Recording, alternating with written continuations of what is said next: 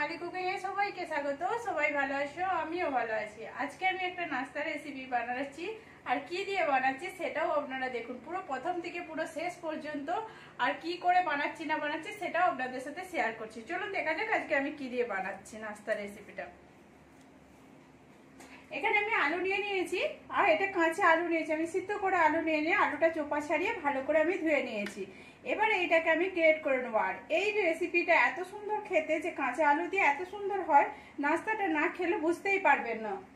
আমি একটা বাটি নিয়েছি, বাটিটায় জল দিয়ে দিয়েছি, এরকম একটা গ্রেটার নিয়েছি। এবার আলুটাকে আমি গ্রেট করে নিচ্ছি। আর আলুটা এমনিতে দিলে কি কালো হয়ে যাবে, ওই জন্য আমি জলের উপরে গ্রেট করে নিচ্ছি। এখানে অবধি যে সকল বন্ধুরা দেখেছেন প্লিজ একটা লাইক দিয়ে দিবেন। পুরনো বন্ধুদের জানাচ্ছি অসংখ্য ধন্যবাদ, আর নতুন বন্ধুদের জানাচ্ছি আমার ভিডিওটা যদি কিছু অংশ ভালো লেগে থাকে প্লিজ সাবস্ক্রাইব করে পাশে থাকবেন। এখানে আমি ভালো করে কুড়ে নিচ্ছি। আর এই দেখুন কুড়াটা কিরকম হচ্ছে, এরকম ভাবে কুড়াটা হবে, আর এরকম পা সরু সরু হবে। আমি পুরোটা কুড়ে নিয়ে ঘুরে আসছি।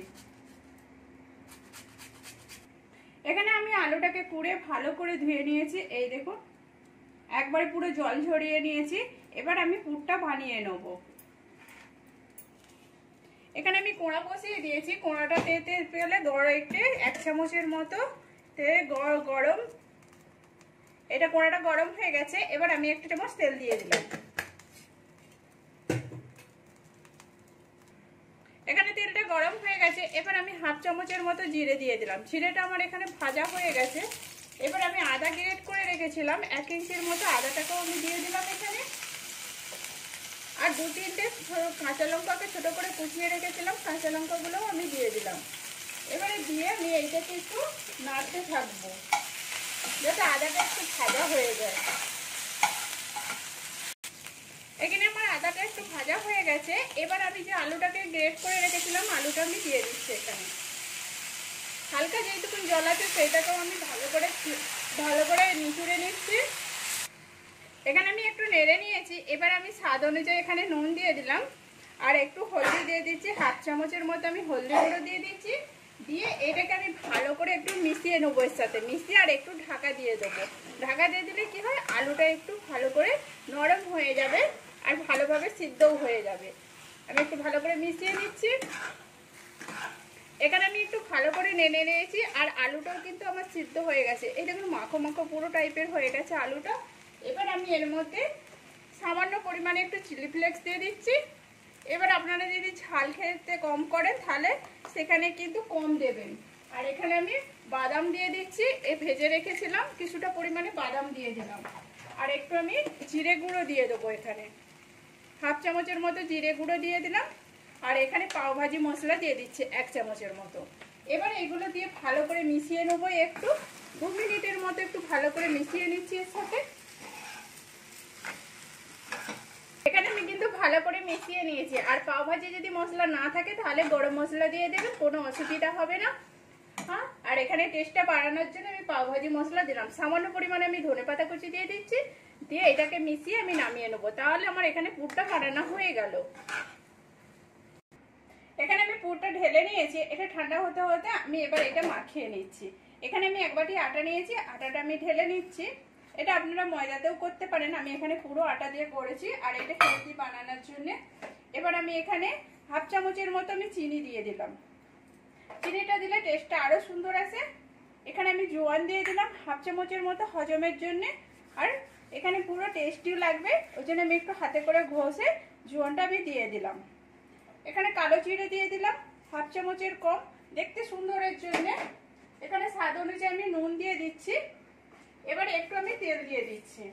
তেলটা দিচ্ছি আমি ময়ানের জন্য। 1 চামচের মতো আমি তেল দিয়ে দিলাম।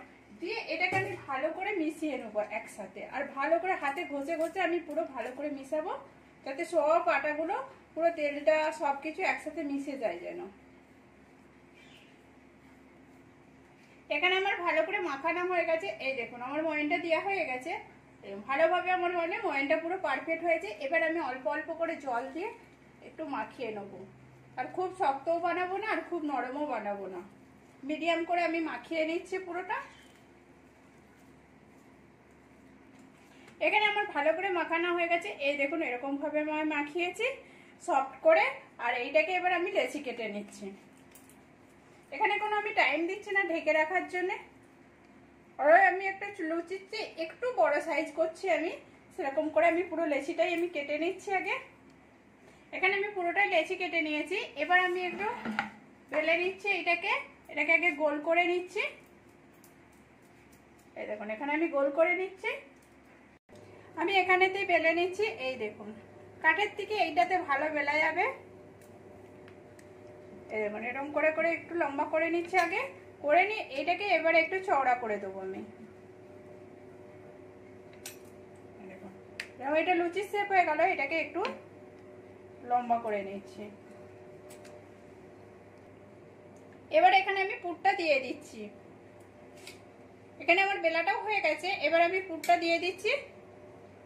এই দেখুন এখানে পুরটা আমার দেওয়া হয়ে গেছে। এবার এদিকে সাইডটা এদিকে চাপিয়ে দেবো আমি। এই দেখুন একবারে পুরো লম্বা করে এটাকে একটু হাতে করে নিচ্ছি। এই ভাগটাতেও এপাশে একইভাবে করে নেব। একইভাবে আমি করে নিলাম, নিয়ে এই দিকটা যে আছে এই দিকটাকেও আমি একটু তুলে নিচ্ছি। এই দেখুন আমার তোলা হয়ে গেছে। এবার আমি আলতো হাতেতে গোল করে নেব। দুটো ধারটা আমি ধরছি, ধরে এরকম করে আমি গোল করে নিচ্ছি। এখানে আমার গোল হয়ে গেল। এবার এইটাকে আমি একটু হালকা হাতেতে গোল একটু বড় করে নিচ্ছি। এই দেখুন লম্বা করলে এটা আমার গোলটা পুরো হয়ে গেল। আর এই দেখুন কত সুন্দর হয়েছে। এরকম করে বাদ বাকি সবগুলোই আমি বেলে নিচ্ছি। এখানে আমার সবগুলো বেলা হয়ে গেছে। আর এখানে আমি তেলটা গরম করতে দিয়েছি। তেলটা আমার হালকা গরম হয়েছে, আমি কিন্তু বেশি গরম করি না। এবার একটা একটা করে আমি দিয়ে দিচ্ছি। এখানে জোর গরম করলে এর গায়ে সেই ফুল ফুল ফুটে যাবে, দেখতে খারাপ লাগবে। আমি সেই হিসাবে একটু হালকা করে আমি গরম করে নিয়েছি। এবার আমি একটা একটা করে ছেড়ে দিচ্ছি এখানে।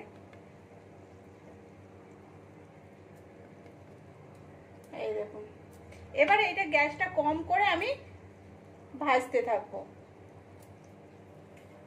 এখানে আমার এটা হয়ে গেছে একদিকটা, আমি এবার উল্টে নিচ্ছি। আর পাশে ঠাকুরের গান বাজছে, আমি যতটা পাচ্ছি আওয়াজ দিচ্ছি। এখানে আমি সবগুলো আস্তে আস্তে উল্টে নিচ্ছি। এই দেখুন আমার এদিকটা লাল হয়ে গেছে। এরকম করে আমি সবগুলোই উল্টে নেবো। এই দেখুন সবগুলোই আমার হয়ে গেছে এরকম করে। এখানে আমার ভাজা হয়ে গেছে। এবার আমি এগুলোকে তুলে নিচ্ছি, গ্যাসটা বন্ধ করে দিয়েছি। আমার এখানে সবগুলোই হয়ে গেছে।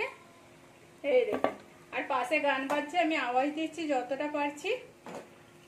ভালো করে তেলটা ঝাড়িয়ে নিতে হবে। এই দেখুন ঝাড়িয়ে নিচ্ছি। আর এটা তো মানে খেতেও খুব সুন্দর লাগবে, ছোট বড় সবারই পছন্দ হবে। সকালে বিকালে নাস্তার জন্য আরো সুন্দর উপকার, কেউ আসলেও চট করে বানানো হয়ে যাবে। এখানে আমার কমপ্লিট হয়ে গেছে। এই দেখুন কত সুন্দর হয়েছে, দেখতেও কত সুন্দর হয়েছে। এটা টমেটো সসের সাথেও খাওয়া যায়, আর এই চাটনির সাথেও খাওয়া যায়। আমি চাটনিটা আগে বানিয়েছিলাম, আগে রেসিপিতে দেখে নেবে। টমেটো দিয়ে চাটনিটা বানিয়েছিলাম, এই চাটনিটার সাথেও খেতে খুব সুন্দর লাগে। আমি এখানে ভেঙে দেখাচ্ছি কেমন হয়েছে, আর এটা দেখাচ্ছি আমি সেটাও কেমন হয়েছে। এই দেখুন কত সুন্দরভাবে হয়েছে। আর এটা আমি ভেঙেও দেখাচ্ছি। এই দেখুন এটা গরম আছে ওই জন্য ভাঙতে অসুবিধা হচ্ছে। আর এটা কত সুন্দর লাগছে। কাঁচা আলু দিয়ে যে এত সুন্দর রেসিপি হয়, না দেখলে আর না খেলে বুঝতেই পারবেন না। এই দেখুন আলুটা কত সুন্দর লাগছে, একটা একটা পুরো রয়েছে, যেমন মনে হবে আলু ভাজা হয়েছে। আর এটা কত সুন্দর মচমচে হয়েছে। এই দেখুন পুরো মচমচে টাইপের হয়েছে। প্লিজ আপনারাও এরকম করে বাড়িতে বানিয়ে দেখুন, আর কেমন হয়েছে সেটাও কমেন্ট করে বলবেন। ভালো লাগলে একটা লাইক করে, শেয়ার করে, সাবস্ক্রাইব করে পাশে থাকবেন। ছোট থেকে বড় থেকে সবারই পছন্দের নাস্তা রেসিপি।